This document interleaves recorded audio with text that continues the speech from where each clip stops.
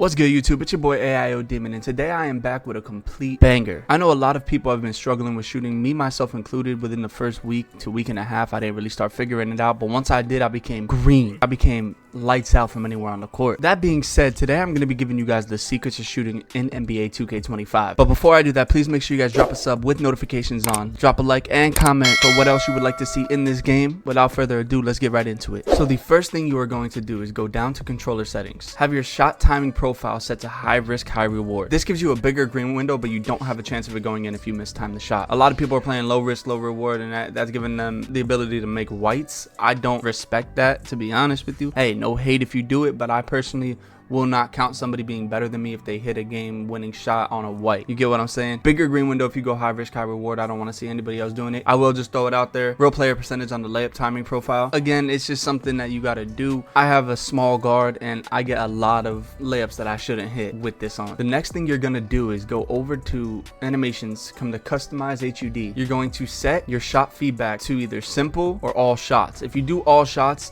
it tells you the timing of your shot, whether you did slightly early, slightly late, excellent release, and the coverage that you get. I personally do simple because this pops on as soon as I let my finger off the trigger or off the button. So if I shoot and it's green, I can tell my team green, get back, or hey, board that. You get what I'm saying? It's really in tune with when I let go of the button. I prefer simple, but then again, you can use either one of those. Just have something that lets you know if it's slightly early, slightly late. Make sure you have some type of feedback on, and then make sure everything below it is on. Distance, timing, free throw trans, coverage. Make sure it's all on. Now, I beg you guys do this. You're gonna come into the artist shooting gym, which is located right in front of the Gatorade workout on the beach. I'll show you where that is because that's another part of this, but make sure you come here, talk to lethal shooter, and these three options are gonna pop up on the screen. What it's gonna do is one zone for 1 week. That's the easiest one, but you only get one zone upgraded, and if it's at neutral, it goes to hot. If it's at hot, it goes to lethal. The boost you get for lethal zones compared to hot is almost 7%. 2K Labs did a test. It is not 100% accurate, it can't be, but it's the closest thing we have to knowledge of what it is. Lethal compared to hot is amazing, so if you can get it from hot to lethal, do it. Medium difficulty is 2 zones for 2 weeks, and the hardest one, which you have to do a shootout with lethal, is 3 zones for 3 weeks. But I'm going to tell you guys a little hack. Before you come in here, switch your game difficulty, like your my career game difficulty, to rookie. For some reason he misses a lot more and it's a lot easier to hit your shots. You'll still get the lethal zones, you'll still get the hot zones, you'll still get whatever zones you're upgrading. Make sure you guys do this. I cannot express it enough. This is probably one of the most important things to do to become a better shooter in this game. Now, the last thing you're going to want to do is come to this gym, do your workouts, make sure you get 3+ stars on everything, and it builds your stamina. A lot of people, if you don't do gym, you start off with an 85 stamina. That's how you get your stamina this year. Every workout you do is 2 or +2 to your stamina. So 85, you do the squats, you get 87. You do treadmill, you get 89. You get what I'm saying? This is very important as well. Now, if you made it this far into the video, I'm going to be giving you guys the jump shots that I use and probably the best jump shots for your 3-point rating as a guard. I'm sorry for the bigs. I haven't made my swing build yet. I never play center, so I'll never have those, but I will drop a video for every single build in the game. I will do my research.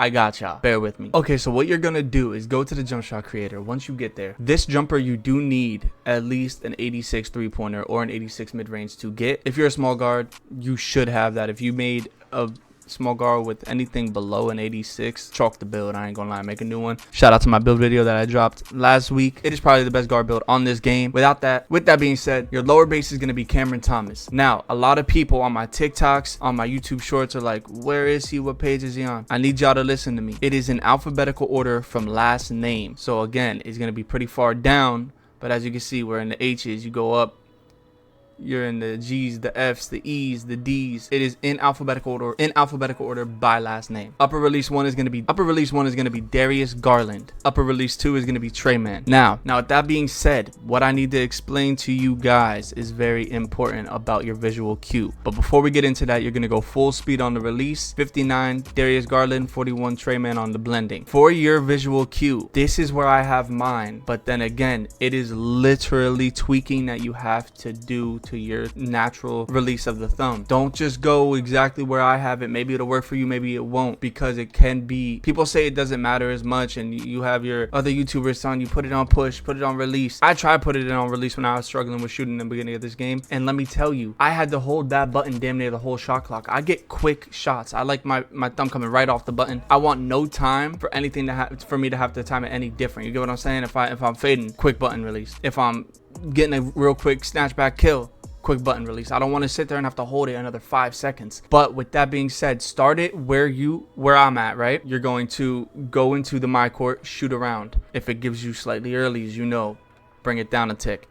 If it says slightly late, bring it up a tick. You get what I'm saying? Do it from there. If it's very early, go down to set point. See, then you'll start getting slightlies. I have some jumpers that I rock on pure push.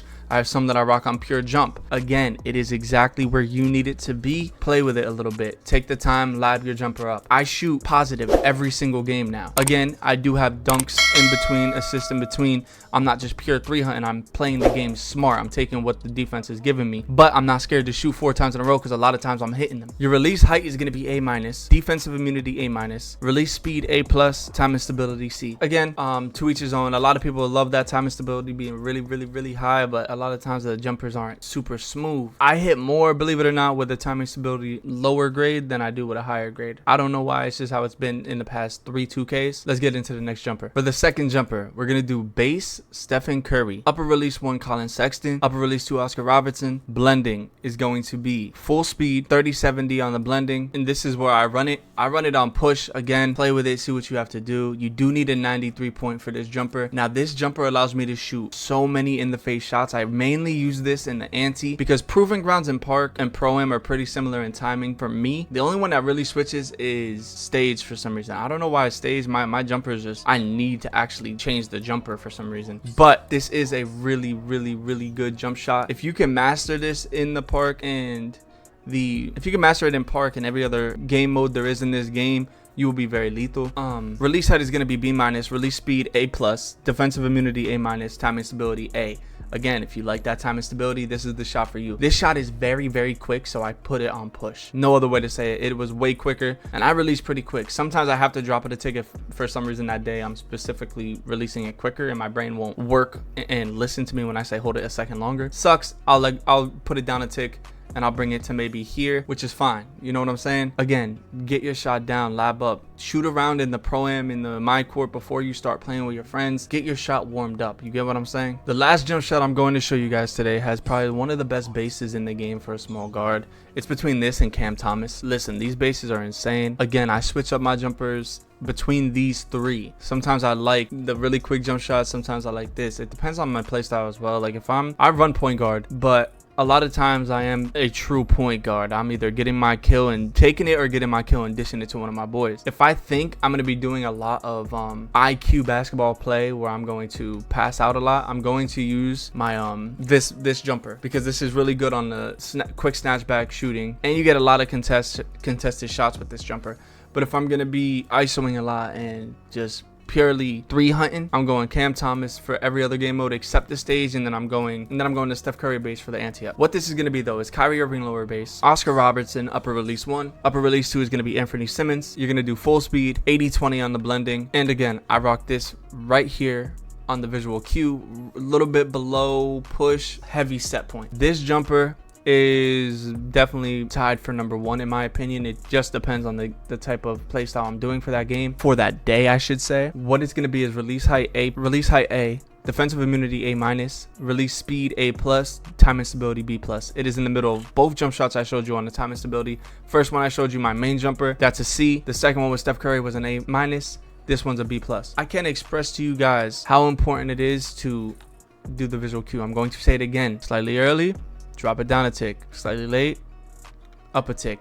Don't just do it off of 1 shot though. Shoot 10 shots, right? If you can't hit more than 50% and up, see which one you're getting the majority of. If you're getting the majority of slightly early, come into the thing, drop it down a tick or 2, save it, go back, shoot 10 shots. It's gonna take you a little bit to find your thing, but once you guys find your right timing, your right jumper, it is going to be cream cheese for y'all. The amount of threes you're going to hit, if you're an ISO player, the amount of games you're going to win, because I know a lot of people 3 points are selling them right now. The shooting is selling y'all. People are sitting paint on you. Trust me, I do it. I sit paint because I have yet to find somebody that is going to shoot 100% on me pure threes. And a lot of people are just like, okay, you want to leave me open? Bet. They can go 6 for 6, that 7th shot, I guarantee you they miss. They're going to miss. Nobody's Kobe. They're not going to sit there and have Mamba mentality and have every single game. And if they do shoot 100%, it's very rare that it happens. Take the L, move on to the next game. I'm going to drop a whole video on how to play Proving Grounds as a small guard, because trust me, it is insane. It works every single time. So then once you put these on, just come in here, shoot around,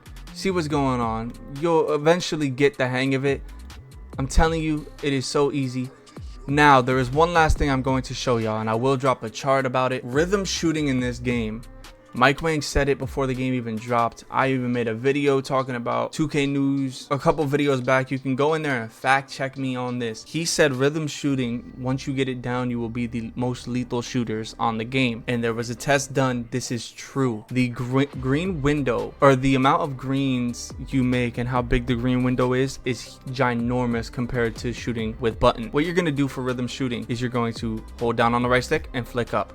Right? I got very late tempo, but once you get it down, great time. It's like it's you have to get it down, because once you get it down, it'll be unstoppable. I shoot it sometimes off my catch and shoots. Like say I'm just sitting wing after I dish it to somebody and they pass it back to me. A lot of times you will catch me rhythm shooting, because once you get it down, it is insane. Now, the one thing I have to personally work on and lab up is how to sit here and start dribbling.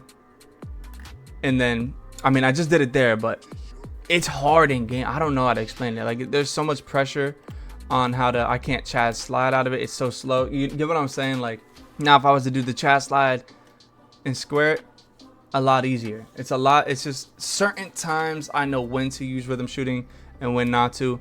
For the most part, rhythm shooting is fairly easy.